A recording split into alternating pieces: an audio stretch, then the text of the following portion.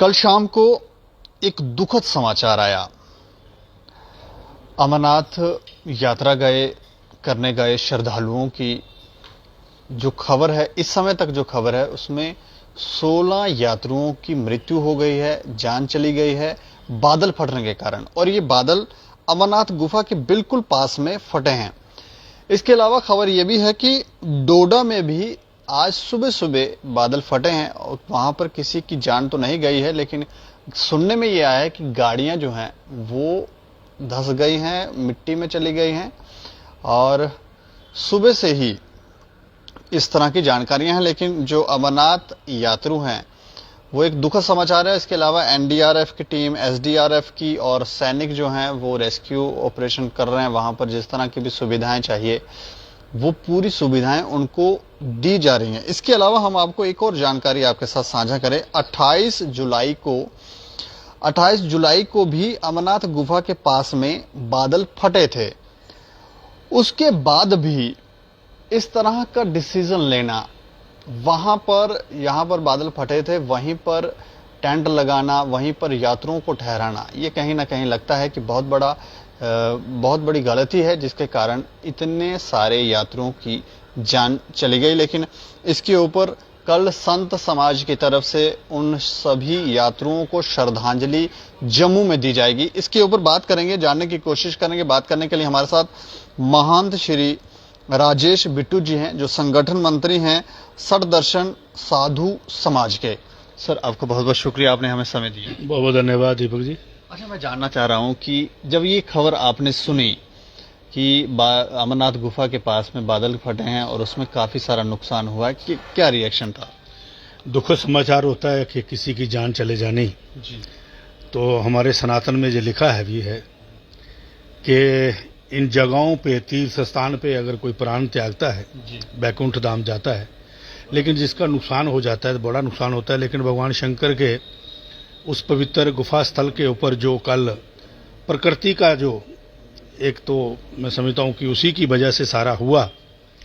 और कुछ जो आप जैसे कह रहे हैं कि 16 शरीर जो हैं वो मिले हैं, तो मेरा आज भी इस विषय के ऊपर हमारा प्रोग्राम था। और जम्मू कश्मीर सठ दर्शन साधु समाज के संगठन मंत्री होने के नाते मैं आपसे कहूं कि जम्मू में जितना संत समाज के लोग आते हैं वो पहले पुरानी मंडी राम मंदिर से ही बेस कैंप पे है, वहीं से भेजा जाता है। आज मैंने माननीय हमारे परम आदरणीय महामंडलेश्वर रामेश्वर दास जी महाराज जी के जहाँ भी आज श्रद्धांजलि का प्रोग्राम था, तो लोगों की जान गई। इसकी जान माल की रक्षा सुरक्षा जो है, मैं समझता हूं कि आज जो आपके एनडीआरएफ की टीम, जहां सरकार की तरफ से जो टीम लगाई थी, उन्होंने एक इतना सराहनीय कार्य किए हैं कि प्रकृति के आगे तो कोई बंदे का जोर चलता नहीं, लेकिन फिर भी उन्होंने बड़ी अनथक प्रयास किए। इसके लिए मैं जम्मू कश्मीर सरकार को बहुत बड़ा साधुवाद देना चाहता हूं कि एक ऐसा कम्युनिकेशन आपस में था। और इसी के साथ साथ हमें जो अभी आपसे बात करनी है, एक तो हमें ये कि हमारे कितने साधु लोग जो संत समाज के वहां गए थे, कितने लोगों का नुकसान हुआ, कितने लोगों ने शरीर छोड़ा। आपको लगता है किसी साधु का भी, वहां पर किसी साधु ने भी शरीर छोड़ा है? देखिए, यात्रा चल रही है तो उसमें साधु समाज भी गया है जी। तो जरूरी नहीं है कि प्रकृति ये पूछ के जाए कि कौन गया कौन नहीं गया, लेकिन संत समाज से भी गए होंगे। तो सरकार से निवेदन है कि कल हमारे जो संत शिरोमणि हैं, हमारे यहाँ पे कल एक बैठक भी है और एक श्रद्धांजलि समारोह भी है हृदयदीप आश्रम के अंदर जीवन नगर में, जिसमें हमारे सठ दर्शन साधु समाज के परम अध्यक्ष और संत समाज से जितने जुड़ी हुई विभूतियां हैं वह कल श्रद्धांजलि के लिए भी आएंगी और विचार भी करेंगे, जिसमें संत सुभाष शास्त्री जी हैं, माननीय गंगाधर जी महाराज हैं, रामेश्वर दास जी हैं, जो प्रमुख लोगों में संतों में आते हैं। तो वो कल बैठेंगे, विचार करेंगे। लेकिन मेरा जो निवेदन है कि ये रहेगा कि सरकार ये देखे, अगर कोई संत समाज से शरीर गया है तो हम चाहते हैं कि सठ दर्शन साधु समाज को वो बताया जाए, हमें सुनाया जाए, ताकि वो किस समाज से था, गिरी, पुरी, भारती, नाथ, बैरागी था, उदासीन था, उन्हीं ही परंपरा के साथ उनको समाधि दी जाए, दाह संस्कार किया जाए। तो उसको लेकर के हम बड़ा चिंतित हैं कि हमें आज तक कोई आंकड़ा कहीं से भी नहीं मिला इस बात का थोड़ा सा हमें आज दुख है कि सरकार जिनके नाम दे रही है साथ साथ, तो ये भी दिखाना चाहिए कि कितने संत भी गए थे, क्या उनको तो नहीं कुछ हुआ। तो एक इन्होंने वहां बनाया हुआ है कि जो इंफॉर्मेशन सेंटर, तो मैं समझता हूं कि बेस कैंप प्राणी मंडी में है, उनको भी इतला होनी चाहिए इस चीज की कि वहां पे आपके बेस कैंप से इतने लोग गए हैं। तो नहीं तो हमारे जो षट दर्शन साधु समाज के जो हमारा नंबर है 9796590891 पे हमें बताएं कि आपके संतों के साथ ऐसा हुआ है, ताकि हम पूरी श्रद्धा के साथ, पूरी उनके जो हमारा उसके साथ उसको समाधि दी जाए। 40 से ज़्यादा लोग अभी लापता हैं, 50 से ज़्यादा तो जख्मी हैं, तो उसमें भी कोई आपको ऐसी खबर नहीं है कि उसमें कोई साधु संत है? इसी बात की चिंता हो रही है, इसी बात की चिंता है। अब 40 लोग आप कह रहे हो, तो मैं समझता हूं कि इतनी बड़ी यात्रा के अंदर आप कह रहे हैं कि 3 लंगर चले गए, तो एक लंगर में 10-10, 20-20 लोग तो सेवादार होते हैं, उसमें बैठे भी होंगे लोग। दिन की बात है जी जब ऐसा हादसा हुआ, तो मैं समझता हूं कि सरकार को वही लोग जो डेड बॉडियां मिल रही हैं उन्हीं को लेकर के ये कर रहे हैं। लेकिन जो इस बार टैग बने, कार्ड बने, उनका यात्रा का कार्ड बना, उसके ऊपर तत्काल प्रभाव से देखना चाहिए कि कितना नुकसान हमारा हुआ। इसी को लेकर के मैं धन्यवाद देना चाहता हूं डॉक्टर जितेंद्र सिंह जी का, जो हमारे केंद्रीय मंत्री हैं पीएमओ में। उन्होंने भी बड़ी चिंता जाहिर की। आपकी बात हुई उनसे? मेरी सुबह बात हुई है, जब हमने कहा तो उन्होंने पहले ही सरकार को चेताया था कि इसको बड़ा, वो भी बड़ी अपनी नज़र से देख रहे हैं कि कहीं कोई दिक्कत ना आए। सरकार पीएमओ की तरफ से भी बड़ा एक साथ रहा। अभी हमने सुना कि डिफेंस मिनिस्ट्री ने भी अपने मिलिट्री के लोग जो है, आर्मी के लोग वहाँ पे काफ़ी तादाद में भेजे हैं। तो मैं समझता हूं कि केंद्रीय सरकार हो या प्रदेश सरकार हो, ये कार्यरत है। लेकिन जो चिंता, जिन लोग जख्मी हुए हैं, तो भगवान शंकर करे, माँ भगवती करे, उनको जल्दी ठीक हो जाएं, वे अपने घरों को तंदुरुस्त जाएं। सरकार की ओर से बहुत अच्छे रेमेड थे, लेकिन प्रकृति के आगे टिकना, कोई जितनी मर्जी सरकार हो, बड़ी सरकार तो ऊपर बैठी है, उसने अपने फैसले अपने करने होते हैं। 28 जुलाई को भी वहां पर बादल फटने की खबर है, उसके बाद भी उसी स्थान के ऊपर टेंट लगाना, श्रद्धालुओं को वहां पर ठहराना, ये गलती नहीं लगती आपको? व्यवस्था ही उसी जगह के अंदर है। अब कहाँ टेंट लगाना, कहाँ नहीं लगाना, वहाँ के स्थानीय जो प्रशासनिक अधिकारी हैं वह भलीभांति देखते होंगे। लेकिन वहाँ की जो व्यवस्था है, आप शायद गए नहीं होंगे, वहाँ की जो व्यवस्था है उसी ढंग से है कि वहीं पे ही लगाया जा सकता है। और मैं समझता हूँ कि आज कुछ डेड बॉडियाँ जब निकाल रहे थे हमारे फौजी, हमें फख्र होता है कि जो एक सरहद के ऊपर लड़ने वाला भी आज विपदा भी जब आए तो उसके लिए भी तत्पर रहता है। तो ये एक खूबसूरती है पूरे हिंदुस्तान में कि पैरा मिलिट्री फोर्सेस हो, पुलिस हो, आर्मी हो, वो अपने कार्य में लगी है।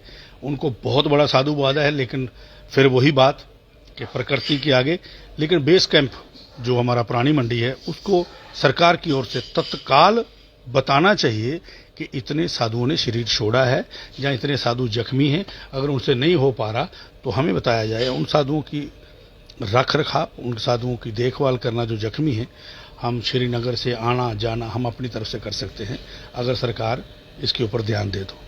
एक और बात मैं आपसे जानना चाह रहा हूँ कि 2 साल के बाद, लगभग 2 साल के बाद अमरनाथ यात्रा हो रही है। इससे पहले जब 2 साल पहले यात्रा होती थी तो इस तरह के बादल वहां पर पहले भी फटा करते थे?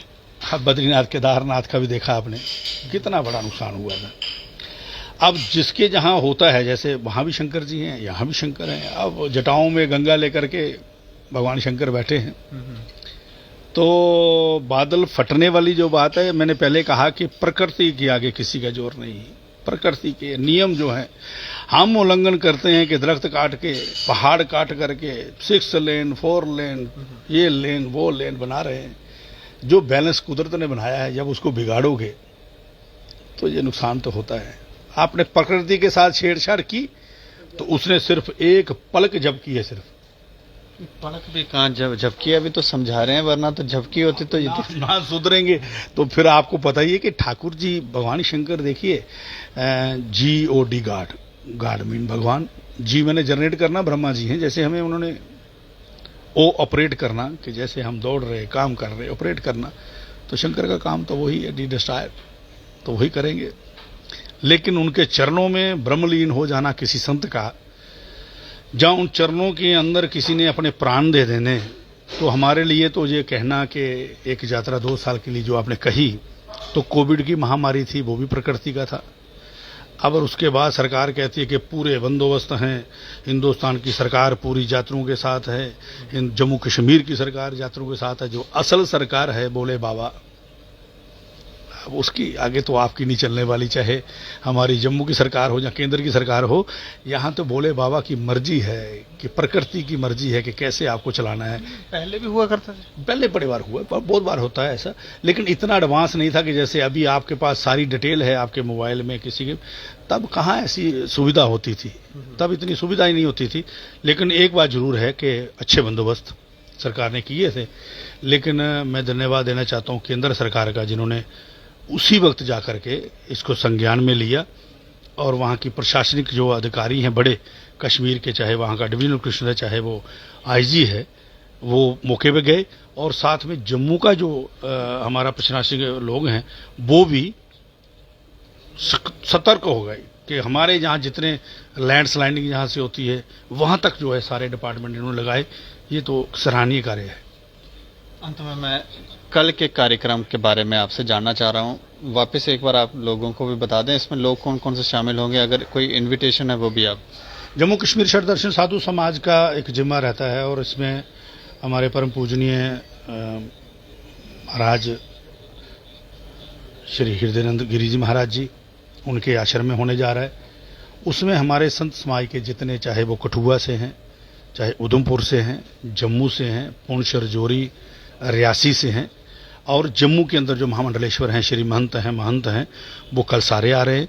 और इसके साथ साथ जो सती सेवक होते हैं हमारे, जैसे हमारे चैम्बर के लोग हैं, जैसे बीडीसी के मेंबर हैं, जहाँ के कारपोरेटर हैं, आप लोग हैं, ये सभी निमंत्रण। इसमें श्रद्धांजलि में क्या दिया जाए, लेकिन हम ये कहते हैं कि वो सारे आएँ। तो साधु के अंदर, समाज के अंदर, संत के मुखारबिन से उनको आशीर्वाद मिले, उनको शांति के लिए प्रार्थना हो कि भगवान उनको बैकुंठ में वास करे। अपने चरणों में तो उन्होंने ले ही लिया, अपने चरणों में ही उनकी आत्मा को रखें, और जो जख्मी हैं वो जल्दी स्वस्थ हो जाएं। 4:30 बजे जीवन नगर हृदय दीप आश्रम में ये कल श्रद्धांजलि समारोह होने जा रहा है। इसमें सभी लोग आएँ, और मैं समझता हूँ कि एक सच्ची और अच्छी श्रद्धांजलि जो है हम उन लोगों को दे पाएं।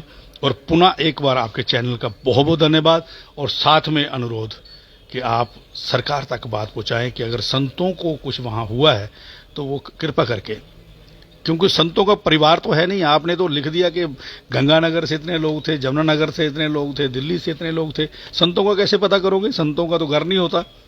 तो संतों का बेस कैंप है प्राणी मंडी, और मैंने अपना नंबर दिया है। सरकार आपके माध्यम से कहना चाहता हूं कि हमें सूचित करे कि कितने साधु जो हैं वहां पे उन्होंने शरीर छोड़ा है जहां जख्मी है, ताकि हम उनका रख रखाव कर सकें।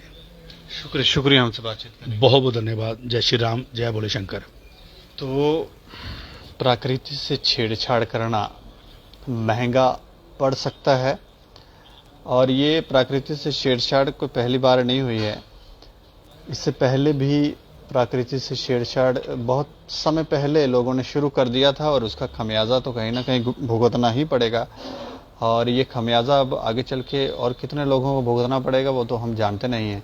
लेकिन जो खबर वहाँ से है, 16 यात्रियों ने शरीर छोड़ा है, उसके लिए कल श्रद्धांजलि की जा रही है, निमंत्रण भी दिया है। और ये भी कह रहे हैं कि अगर किसी साधु संत ने शरीर छोड़ा है या कोई कैजुअलिटी वहां पर हुई है, कोई जख्मी है, तो इनसे संपर्क करें, या पुरानी मंडी में जो इनका बेस कैंप है वहां पर संपर्क करें, ताकि इनको भी जानकारी हो कि कुछ समस्या तो नहीं। बाकी आप अपनी राय भी रखें और देखते रहें दैनिक सवेरा समाचार। मुझे और मेरे सहयोगी को दें इजाजत। नमस्कार।